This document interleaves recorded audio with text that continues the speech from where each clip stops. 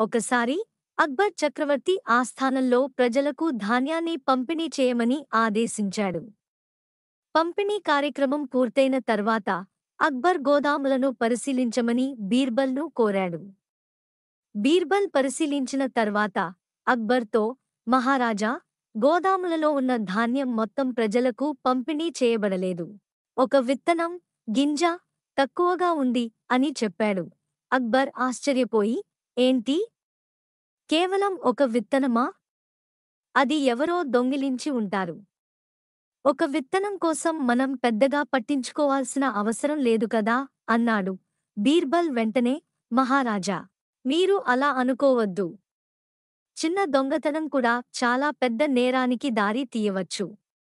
ఒక విత్తనం దొంగిలించినవాడు రేపు ఒక పిడికెడు, ఆ తర్వాత ఒక బస్తా, చివరికి మొత్తం గోదామునే దొంగిలించడానికి వెనుకాడడు అన్నాడు. అక్బర్ బీర్బల్ మాటలను పెద్దగా పట్టించుకోలేదు.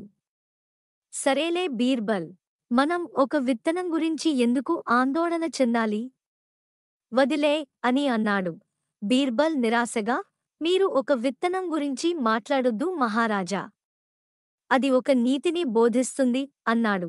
కొన్ని నెలల తర్వాత రాజ్యంలో కరువు వచ్చింది. ధాన్యానికి కొరత ఏర్పడింది. అక్బర్ తన గోదాములను తెరిచి ప్రజలకు సహాయం చేయమని ఆదేశించాడు. అయితే గోదాములు దాదాపు ఖాళీగా ఉన్నాయి. పెద్ద మొత్తంలో ధాన్యం అదృశ్యమైంది. అక్బర్ ఆందోళన చెందాడు. ఈ ధాన్యం అంతా ఏమైపోయింది? ఎవరు దొంగిలించారు అని ఆస్థానంలో ఉన్న మంత్రులను, అధికారులను ప్రశ్నించాడు. ఎవరికీ సమాధానం తెలియదు అని చెప్పారు. అప్పుడు బీర్బల్ ముందుకు వచ్చి, మహారాజా, గుర్తుందా? కొన్ని నెలల క్రితం ఒక విత్తనం తక్కువైనప్పుడు నేను మీకు చెప్పాను.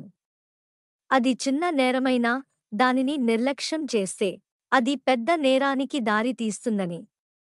మనం ఆ ఒక్క విత్తనాన్ని నిర్లక్ష్యం చేయడం వల్లనే ఇప్పుడు మొత్తం గోదాము ఖాళీ అయింది అన్నాడు. బీర్బల్ వెంటనే దర్యాప్తు ప్రారంభించి ధాన్యం గోదాములకు బాధ్యత వహించే అధికారులలోనే దొంగతనం జరిగిందని నిరూపించాడు.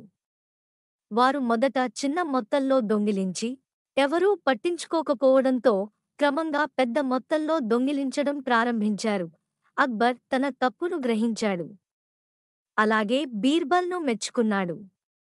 దొంగిలించిన అధికారులను శిక్షించాడు. అలాగే భవిష్యత్తులో చిన్న తప్పులను కూడా నిర్లక్ష్యం చేయకూడదని నిర్ణయించుకున్నాడు. నీతి, చిన్న తప్పులు లేదా నేరాలు అనిపించినవి కూడా వాటిని సరిదిద్దకపోతే కాలక్రమేణా పెద్ద సమస్యలకు దారితీస్తాయి.